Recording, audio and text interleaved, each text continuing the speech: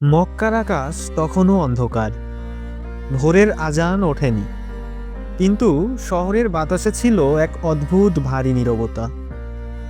চারদিকে মূর্তির সারি, অহংকারে ভরা কুরাইশদের দম্ভ, আর নির্যাতিত কিছু মানুষের চাপা কান্না। এই ছিল সেই সময়ের মক্কা।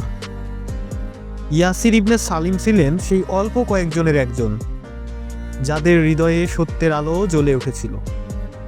তিনি ছিলেন দরিদ্র, দাসের সন্তান, সমাজের চোখে তুচ্ছ, কিন্তু আল্লাহর কাছে তিনি ছিলেন মূল্যবান।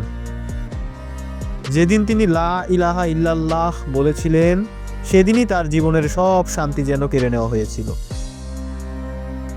ইয়াসিরের পিতা সালিম ছিলেন বৃদ্ধ ও দুর্বল। মা লুবনা মুখে সর্বদা ধৈর্যের ছাপ। তারা তিনজনই ইসলাম গ্রহণ করেছিলেন গোপনে, কিন্তু গোপন কিছুই চিরদিন গোপন থাকে।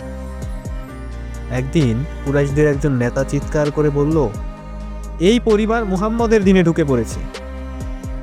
সেই দিন থেকেই শুরু হয় নির্যাতন।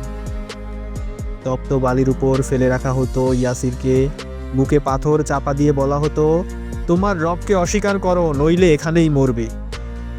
ইয়াসির কাপা কণ্ঠে বলতেন, আমার রব এক, আর আমি তার উপরই মরে যাব। একদিন নির্যাতনের মাত্রা ছাড়িয়ে গেল। লুবনাকে বেঁধে আনা হলো জনসম্মুখে। তাকে বলা হলো, মুহাম্মদকে গালি দাও। তিনি আকাশের দিকে তাকালেন, চোখে জল কিন্তু কণ্ঠে দৃঢ়তা। তিনি আল্লাহর রাসূল। একটি বর্ষা তার বুকে ঢুকে গেল। ইয়াসিরের চোখের সামনে তার মা শহীদ হলেন। তিনি চিৎকার করতে চেয়েছিলেন, কিন্তু কণ্ঠ রুদ্ধ হয়ে গিয়েছিল। শুধু মনে হচ্ছিল, এই দুনিয়া খুব ছোট, কিন্তু আখিরাত খুব বড়। কিছুদিন পর এক সন্ধ্যায় ক্ষতবিক্ষত ইয়াসির রাস্তার পাশে পড়েছিলেন। হঠাৎ এক কোমল কণ্ঠ শোনা গেল, ধৈর্য ধরো ইয়াসিরের পরিবার, তোমাদের প্রতিশ্রুত স্থান জান্নাত।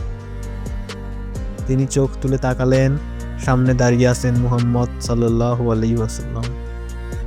ইয়াসির কাঁদতে কাঁদতে বললেন, ইয়া রাসূলুল্লাহ, আমার মা চলে গেছেন। রাসূল সাল্লাল্লাহু আলাইহি ওয়াসাল্লামের চোখেও অশ্রু। আল্লাহ তাকে জান্নাতে উচ্চ মর্যাদা দান করেছেন। সেই কথাগুলো ইয়াসিরের হৃদয়ে আগুন নয়, শান্তি জ্বেলে দিল। নির্যাতন থামেনি, একদিন তার পিতাকেও হত্যা করা হলো। ইয়াসির একা হয়ে গেলেন এই নিষ্ঠুর শহরে। এক রাতে তিনি আকাশের দিকে তাকিয়ে বললেন, হে আল্লাহ, আমি একা, কিন্তু তুমি তো আছো। সেই রাতে তিনি সিদ্ধান্ত নিলেন মদিনায় হিজরত করবেন।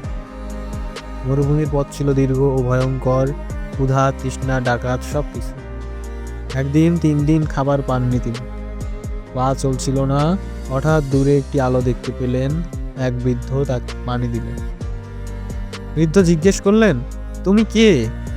ইয়াসির বললেন, আমি আল্লাহর পথে চলেছি। বৃদ্ধ হাসলেন, তাহলে তুমি কখনো একা নও। মদিনায় পৌঁছে ইয়াসির প্রথম যে জিনিসটি দেখলেন, তা ছিল ভ্রাতৃত্ব। মুহাজির ও আনসার একে অপরকে আপন করে নিচ্ছে। এক আনসার ভাই তাকে নিজের ঘরে নিলেন, বললেন, আমার যা আছে অর্ধেক তোমার। ইয়াসির প্রথমবার অনুভব করলেন, ইসলাম শুধু ইবাদত নয়, ভালোবাসা। যুদ্ধ এলো, বদর। ইয়াসির যুদ্ধ করতে চেয়েছিলেন, কিন্তু রাসূল সাল্লাল্লাহু আলাইহি ওয়াসাল্লাম বললেন, তুমি অনেক কষ্ট সহ্য করেছো। ইয়াসির বললেন, ইয়া রাসূলুল্লাহ, আমার মা বাবা আল্লাহর পথে শহীদ হয়েছেন, আমি পিছিয়ে থাকতে পারি না। তিনি যুদ্ধ করলেন, আহত হলেন, কিন্তু পিছু হটলেন না। বছর কেটে গেল। একদিন ইয়াসির অসুস্থ হলেন।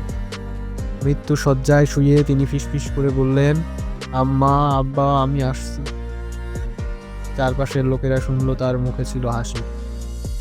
শেষ কথাটি ছিল, লা ইলাহা ইল্লাল্লাহ। ইয়াসিরের নাম ইতিহাসের বড় পাতায় লেখা নেই, কিন্তু আল্লাহর কাছে তিনি ছিলেন শহীদ পরিবারের সন্তান, ধৈর্যের প্রতীক, ঈমানের দীপশিখা।